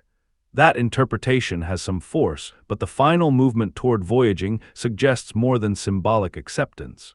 The practices of the community begin to change. Moana leads her people back onto the ocean, resolving the contrast between stacking and sailing. Stable identity and movement no longer occupy opposite sides of the reef. The community can remain connected to Motunui while recovering the knowledge that once carried it beyond the island. Home becomes a point of relationship rather than a boundary against change. Tui's arc reaches completion through this collective movement. His fear is not mocked or erased. The final images show that protection must adapt when the conditions shaping it are no longer present. By accepting Mona's leadership and the return to voyaging, he allows love to release control without losing connection. Tala's pattern is resolved through memory becoming practice. She preserved the possibility of movement when the wider community could not. Moana does more than remember that history. She returns it to public life. The hidden canoes, once evidence of cultural interruption, become the foundation for renewed direction. The ocean's role also becomes clearer. It chose Moana not because she was already complete, but because she was capable of learning how to recognize relationship. Physical strength could not resolve the final confrontation. Maui's power created time, but perception restored Te Fiti. The ocean selected someone whose attention could eventually become leadership. This returns us to the original deep view question. Does live action deepen Moana's search for identity, or does realism weaken the imaginative power of the journey? The ending provides evidence for both answers. Human performance deepens the low point. Lagaʻaia's physical stillness, uncertainty, and renewed decision allow Moana's return to the heart to feel chosen rather than automatically heroic. Johnson's reduced confidence after the hook is damaged gives Maui's fear a visible human weight. The family and community scenes gain force from bodies sharing the same environment and carrying the consequences of departure and return. The climax reveals the limitation more clearly. Tika, the responsive ocean, Maui's transformations, and Te Fiti's restoration belong to a visual language that animation can unify with complete freedom. Live action must combine realistic bodies with digital myth, and the seams occasionally remain visible. The spectacle may be physically detailed without gaining the expressive fluidity of the animated world. The most effective moment avoids competing on those terms. Moana's approach to Tika works because the sequence reduces action and centers recognition. A human figure faces an enormous force, and the drama depends on attention rather than visual escalation. Live action adds value through scale, silence, and bodily vulnerability. The medium succeeds when it stops trying to reproduce animated energy and trusts physical presence. The ending therefore answers the question unevenly but honestly. Realism deepens identity when the film focuses on effort, hesitation, community, and contact. It weakens imagination when physical credibility becomes a substitute for expressive reinvention. The new form contributes meaningful textures without becoming essential to every part of the story. The film earns its emotional resolution. Moana's final authority grows from voluntary responsibility. Maui acts without guaranteed power. Tika is recognized rather than defeated, and Motunui expands its tradition instead of abandoning it. These ideas remain coherent and humane. What the film does not fully earn is artistic necessity. Its strongest additions come from casting, embodiment, and cultural presence, while much of its narrative and visual architecture remains dependent on the earlier film. The remake proves that familiar material can be inhabited sincerely. It does not consistently prove that this story needed to be rebuilt in live action. That distinction completes the analysis. Moana is emotionally legitimate without being creatively indispensable. It understands restoration better than reinvention, and its ending makes that limitation almost thematically appropriate. The characters recover what was lost by placing it back into relationship.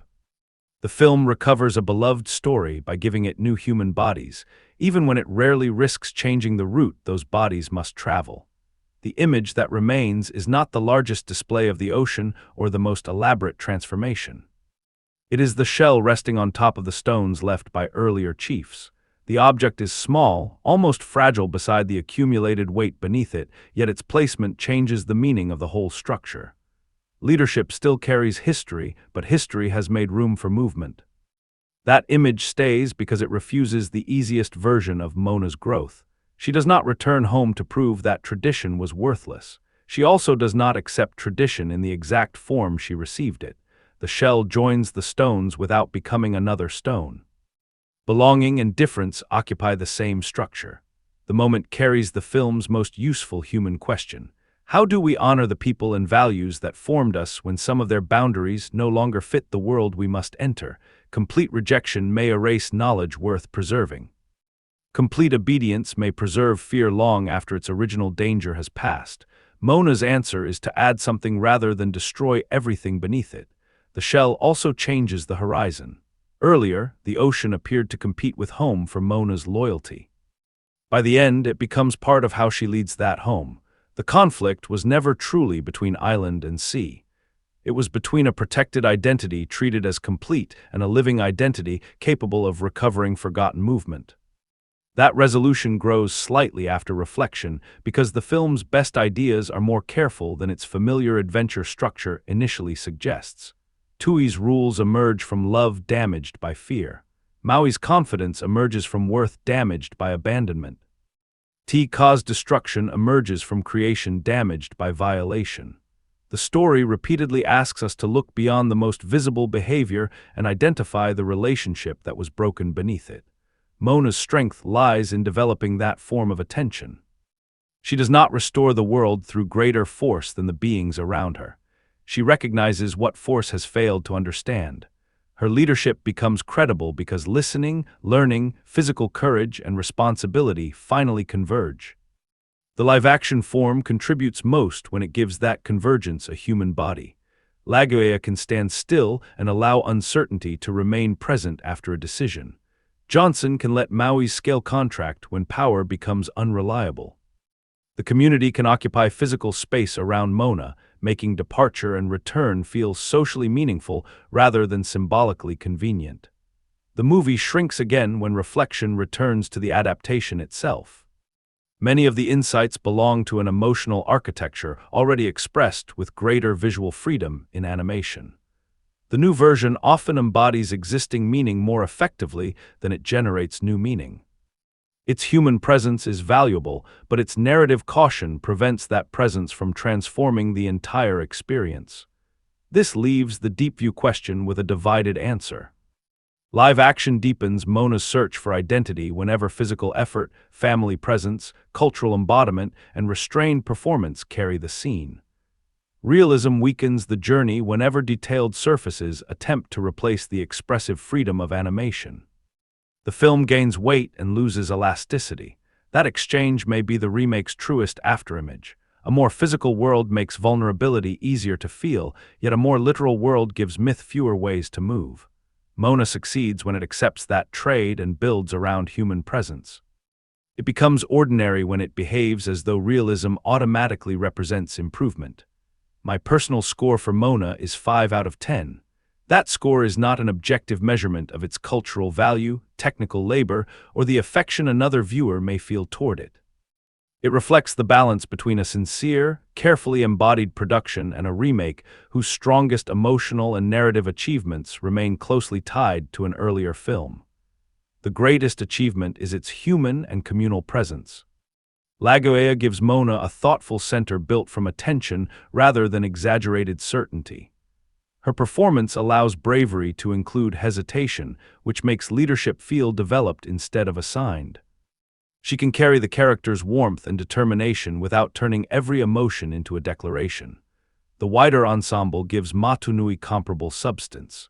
Family, responsibility, work, ceremony, and memory appear connected through people sharing the same environment.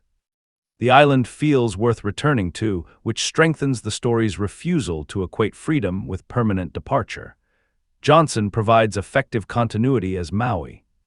His established comic confidence makes the character immediately accessible, while the live-action performance gains value when that confidence becomes physically less secure. Maui's fear of losing the hook reveals the vulnerable identity beneath the legend, even if the film does not push that loss toward a permanently difficult consequence. The production design, landscape, costume, music, and sound create an inviting family adventure. The ocean possesses scale, the canoes carry material history, and the musical passages preserve their direct emotional function. These systems provide polish and clarity without reducing the actors entirely to figures inside effects. The limitation affecting the score most heavily is the film's reluctance to reinterpret the material with equal confidence. Too many scenes arrive already enclosed by audience memory. Recognition frequently does part of the emotional work, and the remake does not always replace that borrowed familiarity with a discovery specific to live action. That weakness affects more than novelty. It creates a contradiction between the story and the adaptation. Moana learns that inherited boundaries must change when they prevent a community from responding to the present. The film preserves its own inherited boundaries so carefully that new performance and physical texture are rarely allowed to reorganize the route. The result is competent without feeling artistically urgent. The movie can be warm, visually generous, and emotionally understandable while leaving the question of necessity unanswered. Nothing about a 5 out of 10 score means that the film lacks sincere craft. It means the craft produces an experience balanced almost exactly between meaningful embodiment and creative redundancy. Viewers who already love the story and want a familiar family experience are most likely to value this version. The recognizable music, direct emotional structure, broad humor, and physical realization of Motunui offer an accessible route back into the material. Families introducing the story through live performers may also connect strongly with its warmth and cultural presence. Viewers especially interested in seeing Pacific Island performers and communities embodied within a major fantasy production may find dimensions that a strict comparison of plots cannot measure. For those audiences, representation is not an ornamental difference. It changes who occupies the image and how the world feels. The film may connect less with viewers seeking a bold reinterpretation, a substantially different character emphasis, or a compelling artistic reason to retell a recent animated work. Their reservation is fair. Familiarity is part of the project's intention, but intention does not remove the need to evaluate its effect. The cinematic scale supports a theater viewing. The ocean, landscape, communal music, and larger fantasy sequences benefit from a screen and sound system capable of giving them physical force. A family audience can also strengthen the shared musical and comic energy. Even so, this is a selective theatrical recommendation rather than an essential one. Viewers uncertain about the remake's purpose lose relatively little by waiting for streaming, especially if they already know the animated film well. At home, the story's intimacy and familiarity remain intact, though some of the physical scale becomes less persuasive. Rewatch value is moderate for committed fans and lower for anyone hoping that a second viewing will reveal a radically different structure. The most rewarding details lie in Lagaʻaia's pauses, Johnson's shifts in posture, the handling of the heart and fishhook, Tala's relationship with space, and the repeated framing of Moana between community and ocean. Those patterns deepen the interpretation, but they do not transform the overall judgment. The film rewards closer attention through performance and design more than through narrative discovery. Its greatest rewatch advantage may be the opportunity to stop measuring individual moments against memory and observe what the new performers contribute on their own terms. A 5 out of 10 verdict therefore feels earned. Moana is respectful, polished, culturally embodied, and occasionally moving. It is also cautious, dependent on recognition, and less imaginative in live action than the story's mythic world demands. It restores a familiar voyage competently without discovering enough new water. If this deeper view helped you see the film from another angle, you can like the video and subscribe to Cinema Deep View for more film analysis. Do you read Moana's shell on the chiefs, stones as a transformation of tradition, or as her difference being absorbed into an existing system? And honestly, did the live-action form add enough human presence to justify retelling this particular story, or would you still choose the freedom of the animated version? Whatever your answer, thank you for looking beyond the surface and staying with the question. Cinema Deep View, look closer, and the movie changes.